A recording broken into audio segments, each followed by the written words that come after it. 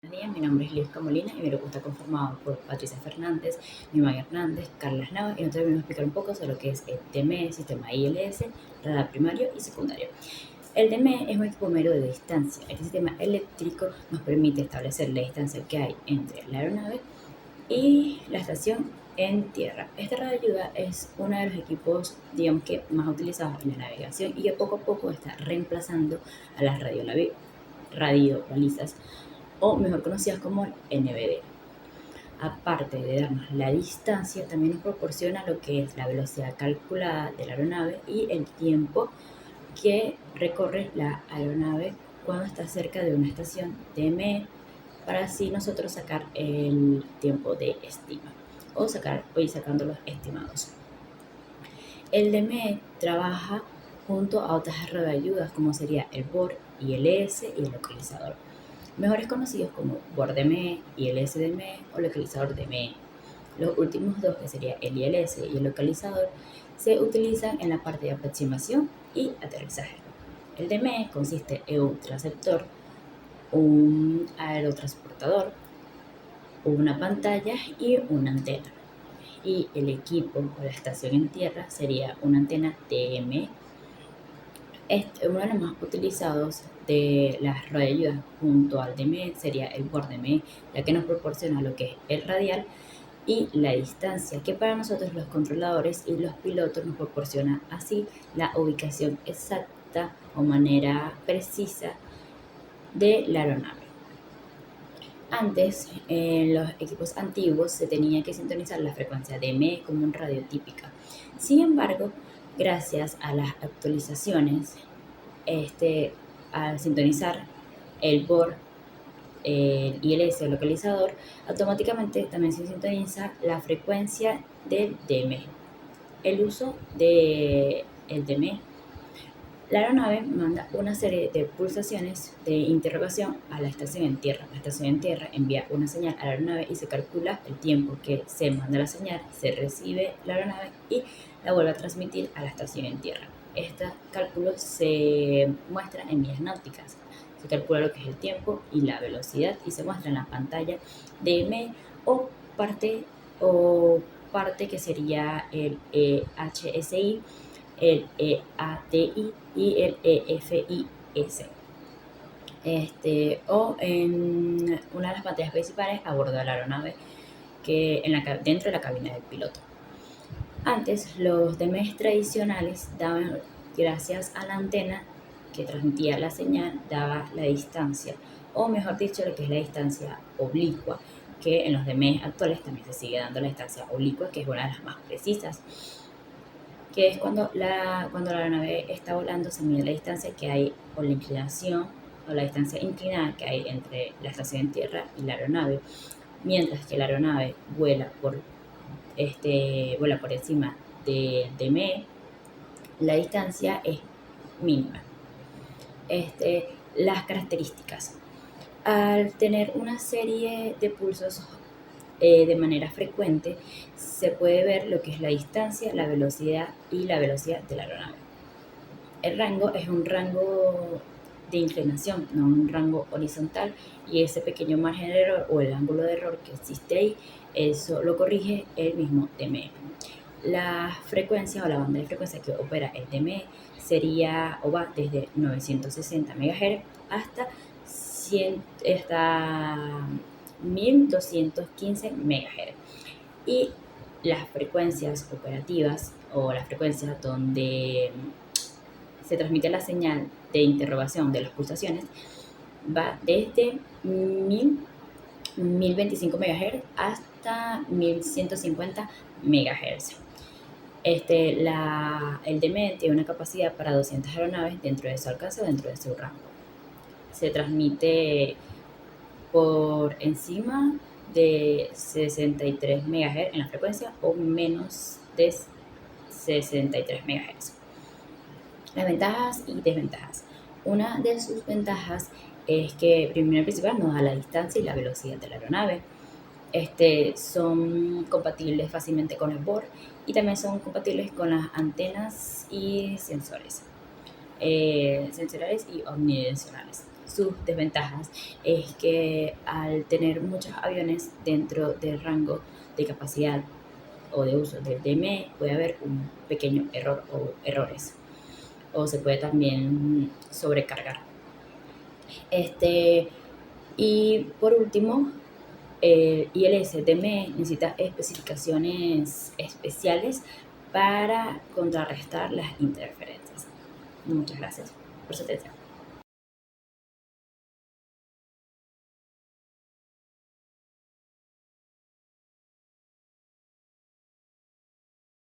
Buenos días, mi nombre es Patricia Fernández y hoy le hablaré un poco sobre la teoría de operaciones y algunas características que tiene el sistema de aterrizaje por instrumento ILS.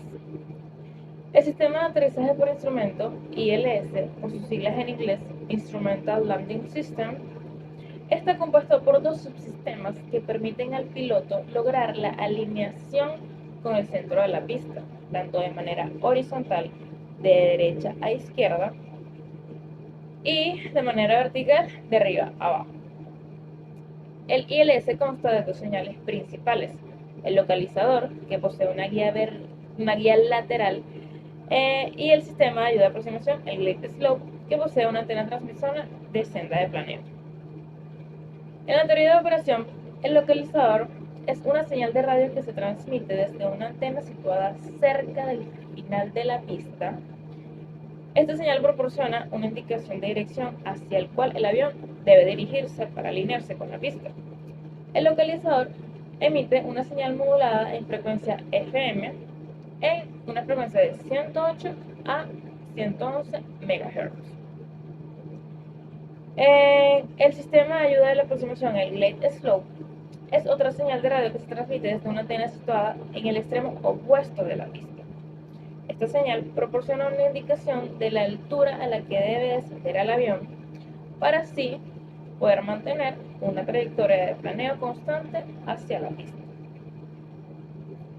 El Glide Slope emite también una señal modulada en amplitud AM a una frecuencia de 329 a 335 MHz. El piloto utiliza los indicadores de panel de instrumentos para seguir las señales del localizador y el Glide Slope, y así mantener el avión en un rumbo y en la altitud correcta durante todo el descenso.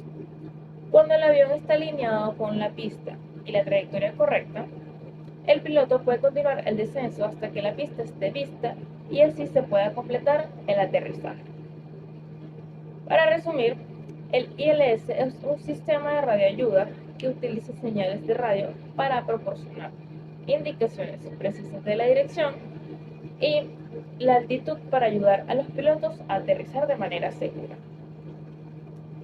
Entre las características tenemos 1.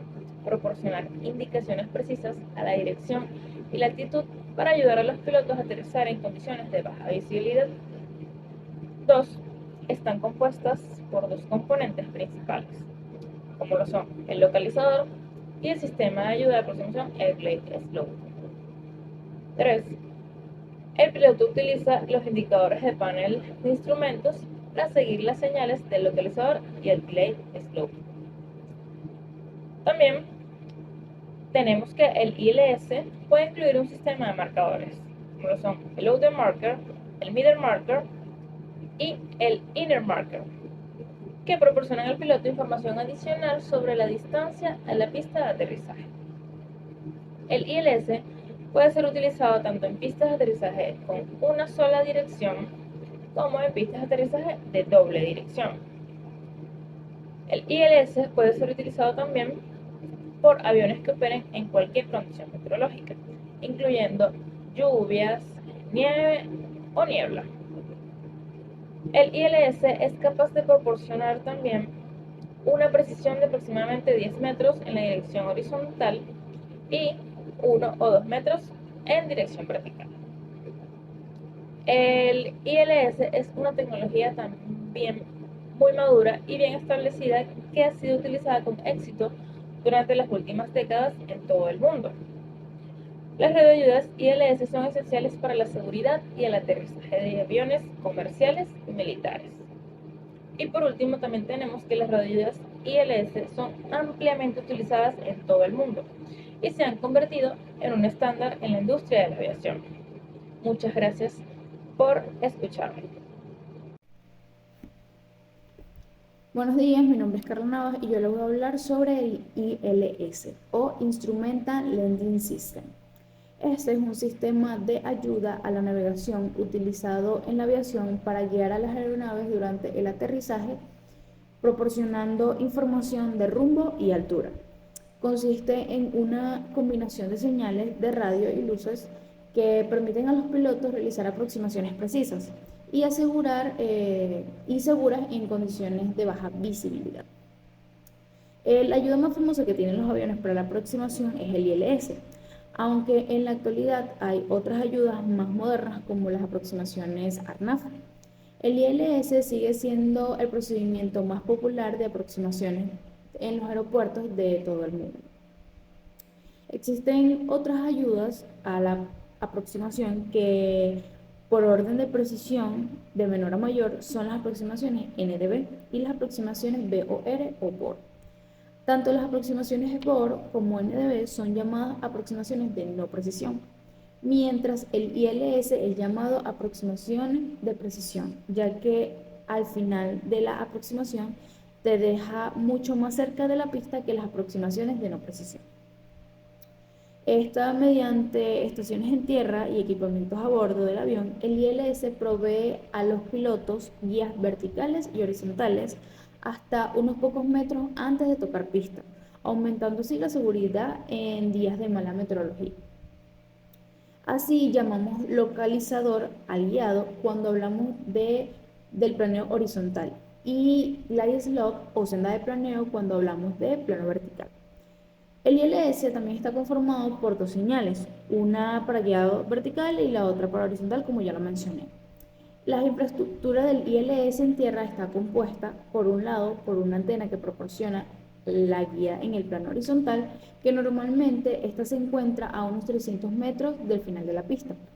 Y por otro lado, una segunda antena para el plano vertical, que esta se encuentra en la cabecera de la misma. Las antenas del localizador emiten entre los 108.1 MHz y los 111.975 MHz y estas están moduladas que el avión pueda detectar su posición con respecto a él. Si el avión recibe un tono de 90 MHz se encontrará a la izquierda del localizador, mientras que si recibe un tono de 150 MHz se encontrará a la derecha de esta. Por su parte, la antena que proporciona información acerca de la senda de planeo emite la información en las frecuencias entre 328.6 MHz y 335.4 MHz. El ILS permite que los pilotos puedan descender hasta una altitud determinada antes de aterrizar. Esa altitud es lo que en aviación se conoce como mínimos. Una vez se alcanzan los mínimos, si la pista o el sistema de iluminación de la misma son visibles, el aterrizaje puede continuar. Si por lo contrario no se ven, entonces los pilotos deben iniciar la aproximación frustrada. Según la certificación del aeropuerto y del avión, los mínimos varían o cambian. Esto en algunos casos incluso pueden llegar a ser 0 pies y esto es lo que conocemos como autoland, es decir, que el avión aterrizará de manera automática. El sistema de aterrizaje por instrumento o ILS es un sistema de ayuda a la navegación que permite, como ya dije, a los pilotos aterrizar en condiciones de baja visibilidad. Y también esto tiene lo que son ventajas y desventajas, como ya lo mencioné. Una de las ventajas que podemos conocer del ILS es que permite a los pilotos aterrizar con precisión en condiciones de baja visibilidad. Y esto lo que hace es que aumenta la seguridad de los vuelos. También esta proporciona información precisa sobre la posición de la aeronave con respecto a la pista de aterrizaje, lo que ayuda a evitar lo que son los accidentes. También es un sistema estandarizado que se utiliza en todo el mundo, lo que permite una mayor eficiencia y seguridad en los vuelos internacionales. El ILS es relativamente fácil de usar para los pilotos, ya que el sistema proporciona información clara y detallada sobre posición y dirección de la aeronave.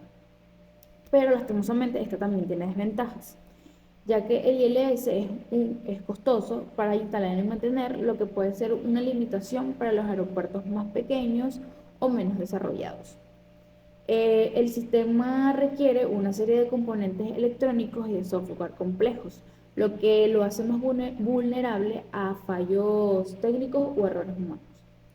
El ILS también solo puede ser utilizado por aviones equipados con sistemas adecuados, lo que puede limitar su uso en algunos aeropuertos o con algunas compañías aéreas.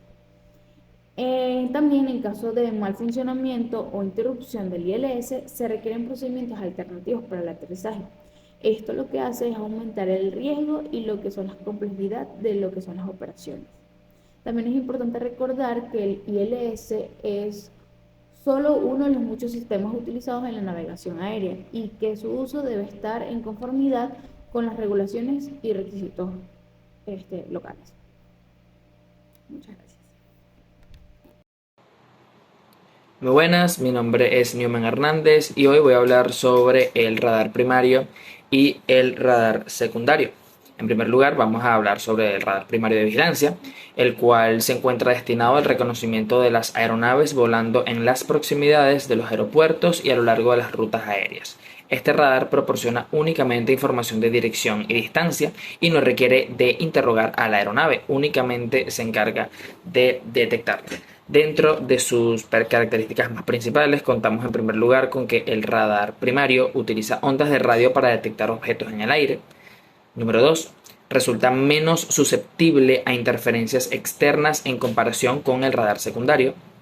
3. No requiere información detallada sobre la aeronave para poder detectarla. Y en cuarto lugar, tenemos que resulta menos costoso y más fácil de mantener en comparación al radar secundario, ya que no requiere instalación ni mantenimiento de transpondedores, de los cuales hablaremos más adelante. Dentro de su teoría de operación o funcionamiento, el radar primario, también conocido como PSR por sus siglas en inglés, es un sistema de radar que funciona emitiendo pulsos de radiofrecuencia y midiendo el tiempo que tarda en reflejarse en una aeronave. El PSR utiliza una antena giratoria para emitir pulsos de radiofrecuencia en todas las direcciones. Y en este caso, cuando un pulso golpea un objeto en movimiento, parte de esta energía del pulso se refleja de vuelta hacia la antena. El radar primario permite, o mejor dicho, mide el tiempo que tarda el pulso en regresar a la antena, lo que se conoce como tiempo de ida y vuelta. A partir de este tiempo de ida y vuelta, el radar primario puede determinar la distancia del objeto en movimiento desde la antena. Al medir la dirección y la velocidad del objeto en movimiento a lo largo del tiempo, el radar primario puede rastrear la trayectoria e inclusive predecir su posición futura. El radar primario es capaz de detectar cualquier objeto en movimiento en su área de cobertura. ¿Sí? Más que todo, bueno, en este caso a nosotros nos interesa son las aeronaves. Sin embargo, el radar primario no puede distinguir entre distintos tipos de aeronaves o identificarlos por su nombre. Además, el radar primario puede verse afectado por condiciones meteorológicas adversas y las mismas pueden contribuir a reducir su capacidad para detectar los objetos en movimiento, en este caso las aeronaves. Dentro de sus ventajas, las más relevantes son que es capaz de detectar cualquier objeto en movimiento en su área de cobertura, independiente de si tiene o no un transponder a bordo. 2. Proporciona una información en tiempo real sobre la posición y velocidad de los objetos en movimiento, lo cual puede contribuir a la mejora de la seguridad. 3. Resulta menos costoso de instalar y mantener. Y en cuarto lugar tenemos que es útil en situaciones de emergencia, puesto que puede detectar objetos no identificados. También, dentro de sus ventajas, tenemos que el radar primario no puede distinguir entre distintos tipos de aeronaves, lo que puede llevar a ciertas confusiones, más que todo a los controladores. 2. No proporciona información adicional sobre las aeronaves. 3. En comparación al radar secundario, tiene un alcance un poco más limitado. Y en último lugar, que no es compatible con sistemas más avanzados de vigilancia como el ADS-B, también conocido como ADS Bravo. Hablando un poco sobre el radar secundario, en este caso, bueno, al igual es un radar de vigilancia y emite señales de radio codificadas en forma repetitiva que son llamadas interrogaciones, las cuales son respondidas por el equipo transponder a bordo de la aeronave, permitiendo identificarla y conocer datos como su altitud, rumbo, distancia y otros datos importantes. El transponder cuenta con 3 modos de operación. Tenemos el modo A, que únicamente abarca identificación, el modo C, que te proporciona identificación y altitud, y el modo S, que es el más completo de todos, que te da identificación junto con otro tipo de datos que el transponder pueda proporcionar con respecto a la aeronave. Dentro de sus características tenemos que el radar secundario utiliza ondas de radio para interrogar información de las aeronaves en el aire, pero requiere que la misma, por supuesto, tenga un transponder a bordo y activo para enviar de vuelta una señal de respuesta. 2. Permite la identificación de aeronaves, tanto civiles como militares. 3. Permite el seguimiento de la trayectoria de vuelo de una aeronave. 4. Es utilizado en todo el mundo como parte del sistema de control de tránsito aéreo, por lo cual tanto pilotos como controladores se encuentran familiarizados con su uso y funcionamiento. Dentro de su teoría de operación, el radar secundario se encuentra compuesto por dos antenas. Una emite la señal radar habitual que se encarga de mostrar la posición y distancia de los aparatos, y la otra gestiona la señal de interrogación.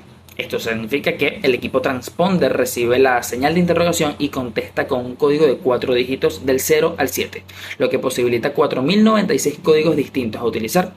El código transponder será asignado por el controlador de tránsito aéreo para su identificación y el piloto seleccionará en su propio equipo. Dicha interrogación se hace en la frecuencia 1030 MHz por parte del radar en tierra y a su vez responde en la frecuencia de 1090 MHz.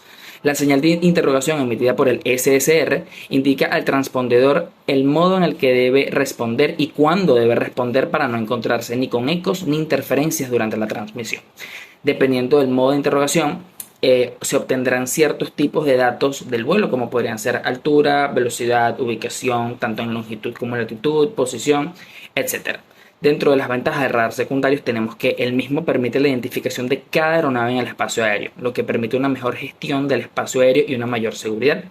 2. Proporciona información detallada y adicional de la aeronave, como por ejemplo, ya lo dijimos, su número de vuelo, altitud, entre otras.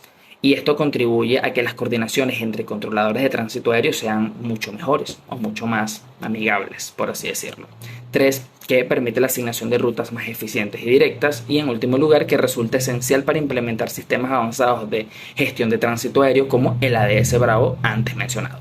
También cuenta con, por supuesto, sus ventajas. La primera de ellas es que requiere de que cada aeronave disponga de un transponder a bordo obligatoriamente, lo cual perjudica más que todo aeronaves más antiguas y que necesiten una instalación extra, la cual es costosa, por supuesto.